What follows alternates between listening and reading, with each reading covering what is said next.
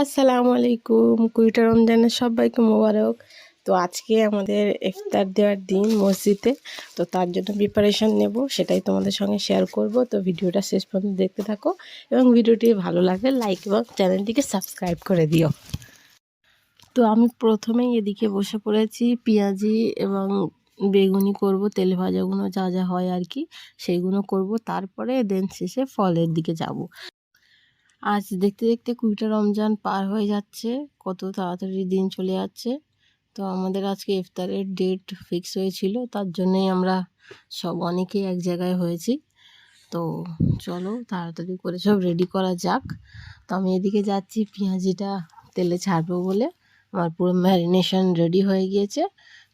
তো তোমরা যদি চাও এর রেসিপি আমি আলাদাভাবে আপলোডও করব, তার জন্য তোমাদেরকে কমেন্ট করতে হবে যদি তোমরা রেসিপি চাও।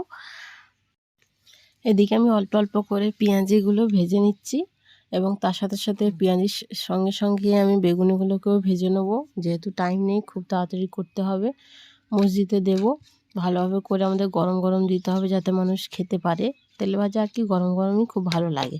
তো তার জন্য আমরা খুবই কম সময়ের মধ্যে আমরা এগুলো রেডি করেছি, করে আমরা মসজিদে দেব।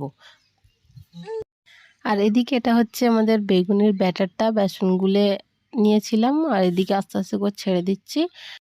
তারপর আমি একটু স্টেশনের দিকে এসেছিলাম, কিছু ফল বাকি ছিল কেনার, তো সেটাই আমরা নিয়ে যাব, গিয়ে ফলের প্রিপারেশনটা নিয়ে নেব কাটাকুটি। তো এরপরে দেখো সমস্ত ধরনের ফল আমাদের কেটে রেডি হয়ে গিয়েছে। আমাদের মসজিদের ইফতারের জন্য সমস্ত কিছু আমরা কাট করে রেডি করে রেখেছি, সব সাজিয়ে রেখেছি, শুধু নিয়ে যাওয়ার পালা। আর এই যে হচ্ছে আমি শেষে একটু নিজেকেও ক্লিপে নিয়ে নিলাম। তারপরে আমরা মসজিদের জন্য যে শরবতটা রেডি করা হয়েছিল সেগুলো আমরা রেডি করলাম। মসজিদের জন্য ইফতারে আরও কিছু আনা হয়েছিল, মুড়ি টুড়ি সব রেডি করছিলাম যাতে কিছু না আমরা ভুলে যাই, কারণ মসজিদের ব্যাপার তো, এত কষ্ট করে সব রেডি করে যদি কিছু ভুলে যাই খুব খারাপ লাগবে। আর এইটা হচ্ছে আমাদের বাড়ির জন্য রেডি করা ইফতার, মসজিদের সব পাঠানো হয়ে গিয়েছে, এটা আমাদের বাড়ির। তো আজকের জন্য এতটুকু, দেখা হচ্ছে অন্য কোনো নতুন ভিডিওতে। টাটা।